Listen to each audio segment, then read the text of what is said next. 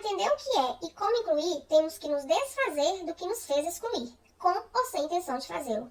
Soa pesado e é um tema extremamente necessário e extremamente importante para a gente falar sempre, que é a inclusão escolar. Então hoje eu vou falar sobre os principais erros que a gente comete nesse processo de inclusão escolar e de que maneira que a gente pode fazer para seguir na direção certa. Quais são esses passos que a gente pode dar para seguir com segurança? Então é sobre isso que nós vamos falar, não sai daí não. Oi pessoal, eu sou a Zaneide, bem-vindos de volta ao meu canal e é sobre esse tema extremamente importante, necessário, como eu disse, porque não é fácil de fato. Eu falo assim, é pesado isso que eu li no começo. Não, mas eu incluo a minha criança, não, mas a minha escola é inclusiva. Às vezes, naquela tentativa de incluir, a gente acaba excluindo. E assim, tem os casos que exclui por querer. Triste realidade, mas é uma realidade. Mas eu sei que você que está aí assistindo, você que está aqui comigo, é porque você quer fazer diferença. Eu sei que muitas vezes você é profissional da escola, você é profissional que atende escolas ou atende crianças que estão lá na escola, ou você é familiar, assim como eu também, né? Eu sou mamãe de uma criança autista, para quem não sabe. Para quem não sabe também, eu sou pedagoga e há mais de 15 anos trabalho atendendo escolas. Também sou psicopedagoga e atendi muita criança, muita família. Com atraso no desenvolvimento, criança autista e tudo mais. E só para lembrar aqui, depois vocês vão fazer isso, mas assim, depois vocês podem clicar no meu nomezinho que tá aqui embaixo e vocês vão observar que desde quando eu criei esse canal, foi lá atrás, e quando eu criei eu não coloquei vídeo aqui, eu só fui colocar o primeiro vídeo aqui, foi em uma live, foi em maio de 2021, mas desde quando eu criei esse canal, se você observar lá em cima, na capa, e tem escrito lá, por uma educação mais inclusiva no autismo, porque esse sempre foi meu objetivo, sempre foi, de tudo que eu falo nas redes sociais, lá no Instagram, de tudo que eu já coloquei aqui, que tem aqui dentro do YouTube, sempre foi minha intenção essa educação mais inclusiva no autismo. Por quê? Desde o momento que a gente fala ali sobre o que é uma coisa, o que é outra, como que eu faço isso, como que eu faço aquilo, um material adaptado, um material diferente que eu possa utilizar com aquela criança, seja em casa, na clínica ou na escola, isso é inclusão, né? Um material adaptado, dá ideias de como utilizar, é inclusão. Então sempre foi a minha intenção de falar sobre inclusão. E antes que a gente siga falando sobre esses passos importantes para a gente incluir com segurança e falar desses erros que a gente comete logo de cara ali nesse processo aí da inclusão, eu quero lembrar aqui para vocês que já tem aqui nesse canal duas lives. Uma que eu falei sobre autismo e inclusão e tem uma outra live que é autismo na escola por onde começar, também valiosa demais e vai ajudar você a ter mais ideias aí de como incluir na prática. Eu já comecei citando aqui um trecho de um livro que eu gosto demais, que é esse O Reinventar da Inclusão. Já falei demais sobre esse livrinho e eu recomendo sempre ele porque ele é maravilhoso para a gente refletir sobre esse processo de inclusão. E eu vou citar mais uma aqui porque ele vai amarrar, ele vai clarear e vai nos ajudar nesse processo aqui de inclusão. Esse aqui é o livro Autismo e Inclusão, que é do Eugênio Cunha. E ele fala assim, lá na página 31. Uma criança típica aprende por meio de brincadeiras, com os pais, os colegas e os professores na escola. Faz amizades e adquire habilidades motoras e cognitivas. Simplesmente vivendo, ela aprende. As impressões na criança penetram em sua mente pelos seus sentidos e a formam. Maria Montessori diz que a criança cria a própria carne mental, usando as coisas que estão ao seu ambiente. Ela chama a mente da criança de mente absorvente. Para uma criança autista, as coisas não são bem assim. Há uma relação diferente entre o cérebro e os sentidos, e as informações nem sempre se tornam conhecimento. Gente, eu acho isso aqui de uma extrema grandiosidade, porque assim, se eu entendo isso aqui, uau, eu já inicio incluindo o Joãozinho que acabou de chegar lá na escola, por exemplo. Por quê? Se eu sei que todas as crianças que estão dentro do seu desenvolvimento ali esperado, não tem atraso nenhum no seu desenvolvimento, ela aprende dessa maneira. Conversando com o outro, interagindo comigo, observando o colega, observando o professor. Ela aprende pela imitação, ela aprende pela observação. A criança autista nem sempre é assim, porque muitas vezes coisas no ambiente podem atrapalhar esse aprendizado dela, porque ela tem dificuldades sensoriais, ela tem inúmeras outras dificuldades. Então pode ser que isso vai atrapalhar o aprendizado dela. Se eu já sei disso, e se eu sigo alguns passos dos quais eu vou falar aqui, eu já vou conhecer melhor essa criança e vou poder entender que, opa, se eu for por esse caminho, se eu fizer dessa maneira, se eu fizer esse tipo de atividade, se eu usar essa abordagem, não vai dar bom não. Então bora lá para esses erros que eu acho assim que a escola geralmente comete, mas o que é legal é que se fizer ao contrário, a gente já vai estar na direção certa, então aí é bem legal. Então, olha só, um primeiro erro que eu considero é a escola negligenciar a coleta de dados. Sim, coleta de dados. Algumas escolas já utilizam, lá desde a educação infantil, essa coleta de dados. Utiliza a entrevista de anamnese. Por que que é legal a gente utilizar essa entrevista de anamnese, seja o nome que você quer utilizar, né? Coletar dados ali da família. Você vai buscar esses dados ali daquela criança. O que que ela gosta, o que que ela não gosta, como que ela se comunica, o que que essa família espera, né, daquele ambiente da escola, o que que essa família espera que essa criança aprenda ali, como que será essa relação dela, qual que é a queixa da família em relação ao aprendizado da criança, né, o que que eles enxergam ali. Então, assim, a gente já vai começando a trilhar um caminho com relação ao João, a Maria, nessa visão, né, que a família já está trazendo pra gente. Eu já vou pensando aqui, tal atividade, tal material, tal ambiente. Tem coisas que eu posso apresentar para essa criança agora, tem coisas que eu vou ter que esperar um pouquinho. Eu já saio ali desse momento com a família com algumas ideias na minha cabeça de que forma que eu vou já começar a organizar as coisas para o Joãozinho. Então, assim, é extremamente importante que exista essa coleta de dados bem feita. Não é só uma coisinha ali, quem é fulano, fulano mora ali, é filho de fulano. Não é isso. Uma coleta de dados bem feita. E ali já estabelece um vínculo bem legal entre escola e família. Eu acho extremamente importante. Inclusive, aqui nesse canal tem uma live que eu fiz há mais de um ano atrás sobre anamnese. Inclusive, lá tem um material também disponível. E para quem quer se aprofundar um pouquinho melhor, tem a anamnese na prática. Eu vou deixar aqui embaixo também linkado. Tem as aulas que eu explico tudo bonitinho. E tem o material editável. Então, assim, tá, chuchuzinho. O número 2... assim, na minha listinha aqui, que eu considero um erro, que é gritante, eu não conhecer sobre aquele assunto. Qual que é o assunto ali do Joãozinho, que o Joãozinho tá chegando? O autismo, por exemplo. Antes de conhecer ele bem bacaninha, porque o João eu vou conhecer ele à medida da minha convivência, das minhas observações, ok. Eu já conheci lá na anamnese, na coleta de dados, buscou todos esses dados. E à medida da minha convivência ali com a criança, beleza, eu vou conhecendo ela.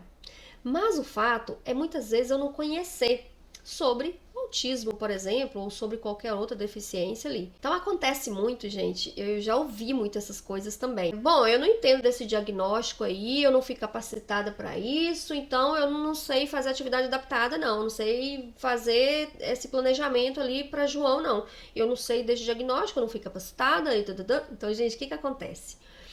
A gente escuta muito dessas coisas até hoje, assim, sabe? E esse erro que eu considero é o seguinte: eu não me capacitar. É uma coisa minha, individual. Também é coletivo, porque eu estou dentro da escola e a escola tem momentos ali que faz reuniões coletivas. Provavelmente a maioria aí das escolas faz esses encontros semanais. Então, nesses encontros, a gente também consegue estudar sobre aquele assunto, pensar sobre aquele assunto, refletir sobre aquele assunto. Se naquele momento é porque chegou uma criança autista, chegou uma criança que tem TDAH, chegou uma criança que é cadeirante, enfim, eu preciso discutir, refletir sobre aquele assunto. Eu preciso buscar sobre aquele assunto.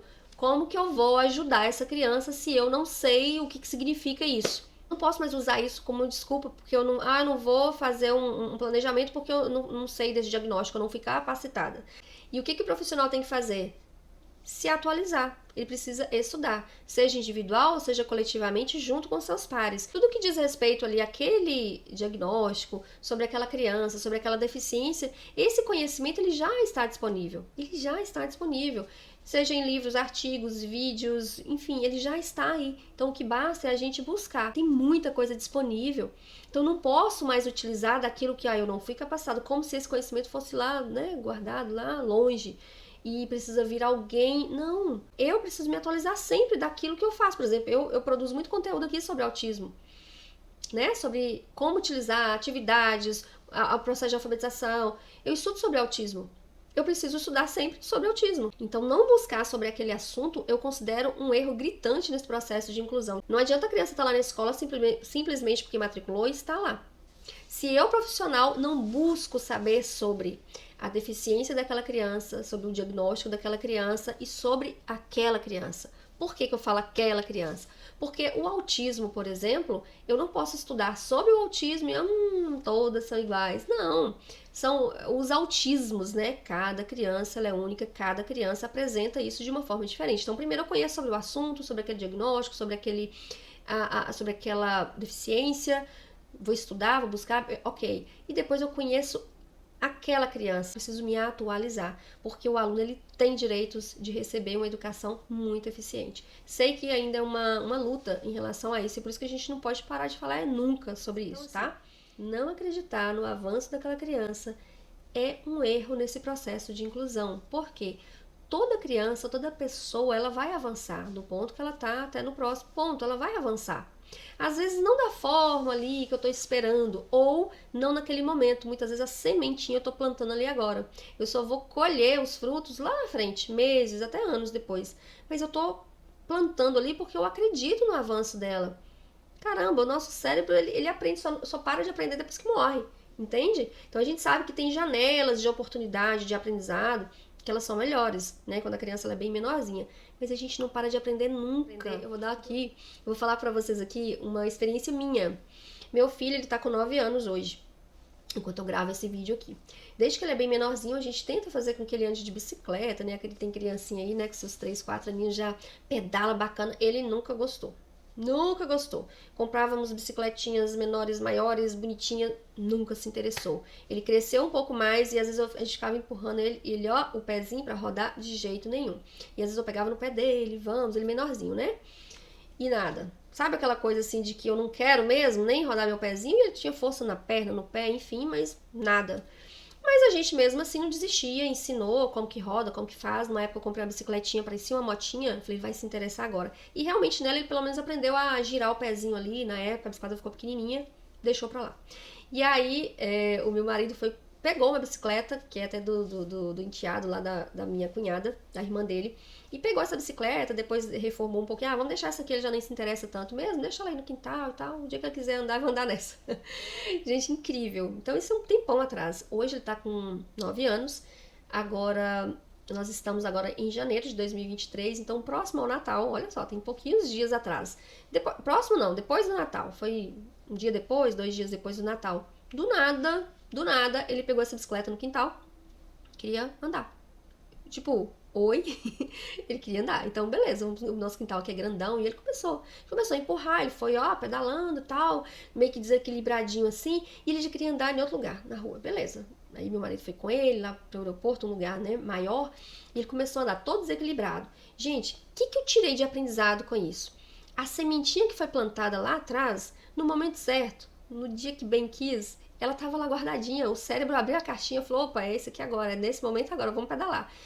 Então, comendo 1 semana, 2 semanas, tá com rodinha, Zeneide, mas olha, caramba, ele pega essa bicicletinha, ele roda no quintal inteiro, vai pra casa, minha mãe mora aqui do lado, ele vai pra casa da minha mãe, roda naquele quintal, com equilíbrio, com força na perna, com direção, senso de direção que ele não tinha. Gente, isso há 15 dias que ele tá rodando. Rodando, que ele roda muito rápido pra poder frear e a bicicletinha dá, e meu coração chega a acelerar. Oh, meu Deus, queria tanto, mas agora...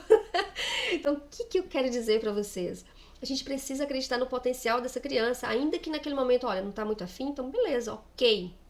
Mas eu acredito. E do nada ele aprendeu, a gente só precisa de ter um pouquinho de paciência de ficar, né, olhando com aquele medinho. Hoje não, ele já pega, tá com rodinha ainda, volto a dizer. Mas se aprendeu com 15 dias, dessa forma que ele tá hoje, fazendo curvas, porque né, a criança quando ela começa, ela não tem senso de direção direito, pega um pouco tremidinha, não faz curva, ele descia pra fazer a curva, incrível, né? Então 3 dias depois ele já tava fazendo curva, agora já tem 2 semanas depois, ele já faz todas as curvas pequenininhas que ele tem que diminuir. Cara, acredite no potencial da criança, ela pode aprender sim.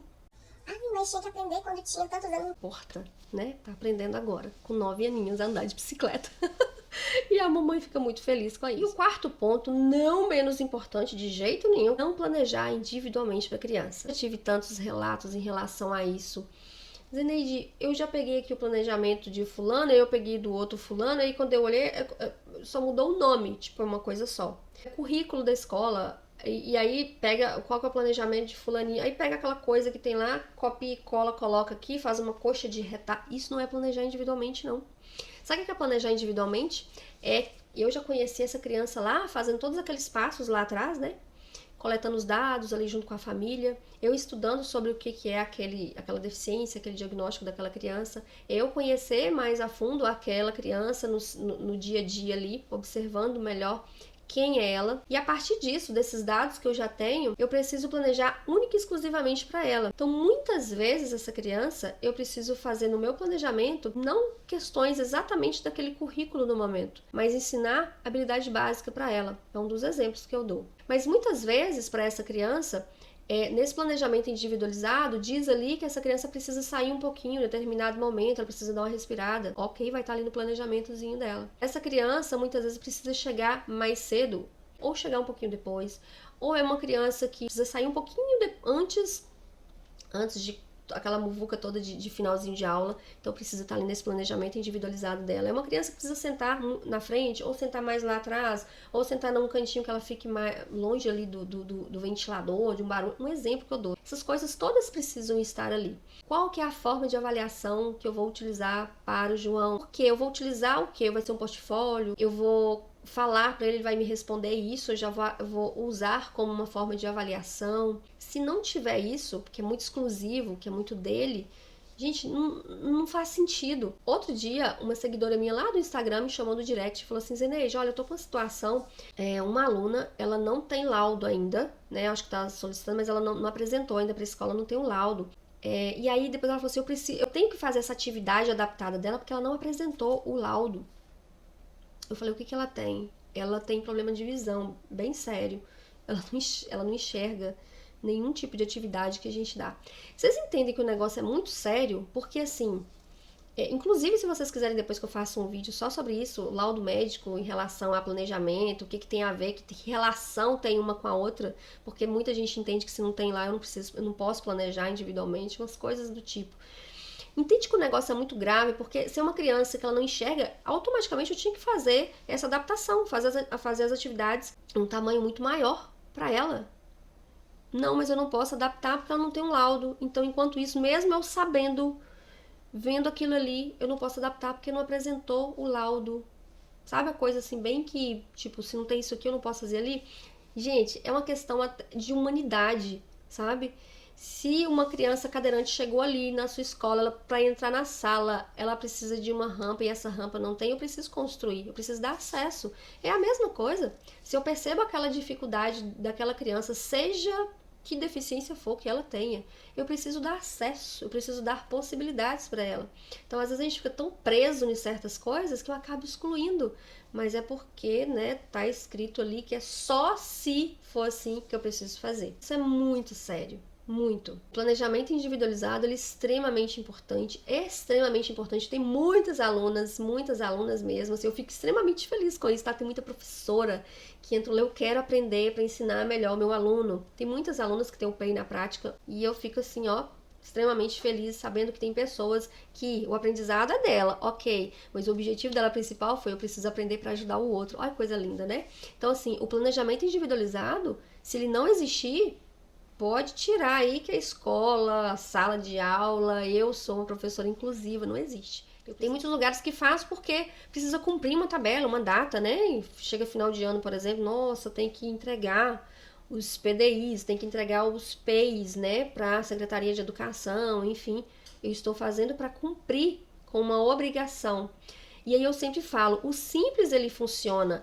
O planejamento individualizado precisa ser simples para ele funcionar. Do contrário, vai fazer para engavetar, fazer para mostrar. E eu nunca vou ficar olhando para ele ali, eu tenho que planejar para o João dessa maneira, nesse mês, nessa semana. Eu tenho que utilizar esse tipo de atividade aqui para ele. Então, eu vou modificar aqui um pouco porque ele já está fazendo assim, assim, assim. Gente, ele precisa ser nada engessado, ele precisa ser ali, ó, consultado o tempo inteiro. Planejamento individualizado precisa fazer parte. Então, recapitulando, os principais erros que eu vejo é a falta de uma coleta de dados bem feita ali junto com a família para conhecer melhor essa criança. Não conhecer sobre aquele diagnóstico, não buscar, acreditar no avanço é extremamente importante e é um dos erros que eu vejo. E, por último, não menos importante, que é o planejamento individualizado, que às vezes ele não acontece, ou quando acontece é para cumprir uma tabela, para cumprir ali uma obrigação que é cobrado da Secretaria Municipal de Educação, por exemplo. Para que a gente possa incluir com segurança, o que a gente precisa fazer? Exatamente essas coisas que eu falei. Preciso utilizar uma entrevista de anamnese bem bacana. Eu preciso conhecer, me capacitar, estudar e tudo mais sobre aquele diagnóstico, sobre aquela criança. Eu preciso acreditar no potencial dessa criança e eu preciso planejar única e exclusivamente para ela. Do contrário, a minha escola não é uma escola inclusiva. Inclusive, esse autor que eu citei, que é o Eugênio Cunha, desse mesmo livrinho aqui, ó, Autismo e Inclusão, ele fala que, lá na página 54, ele fala assim, ó, as atividades devem ter caráter terapêutico, afetivo, social e pedagógico. Olha isso. Para que essas atividades elas tenham esse caráter terapêutico, afetivo, social e pedagógico, de fato, a gente precisa seguir esses passos que eu acabei de falar com vocês. Veja bem, para que uma atividade tenha um caráter terapêutico, qual que é o objetivo dela? Superar os comportamentos inadequados, que eu já conheci lá na anamnese, que eu já conheci observando a minha criança. E a partir deles que eu vou planejamento individualizado aí, ó, para superar aqueles comportamentos inadequados que eu já observei do Joãozinho.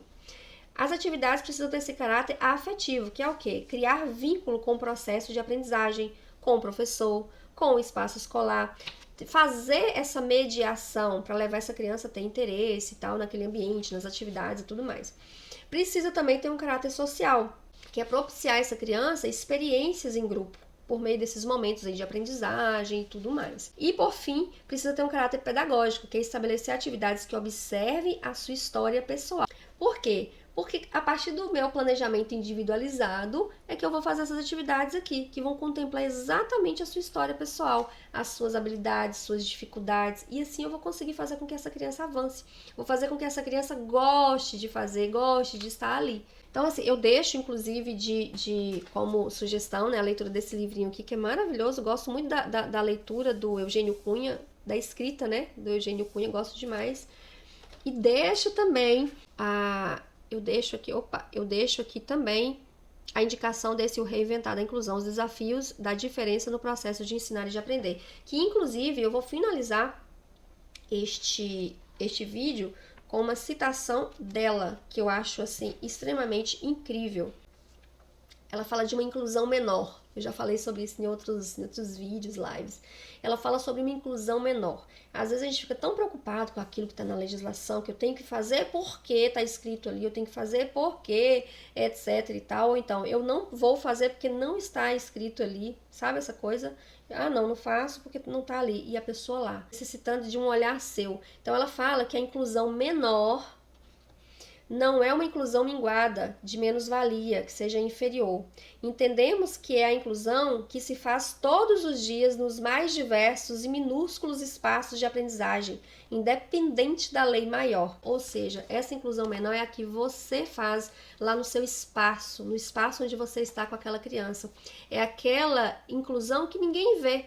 É aquela inclusão que eu não preciso mostrar para ninguém, mas eu estou fazendo para aquela criança, porque eu já conheço, já sei suas necessidades, potencialidades, e eu estou fazendo para ela, com o objetivo de ajudar aquela criança. E muitas vezes essa inclusão ninguém vai ver, mas a criança, a família vai sentir, vai carregar para uma vida inteira.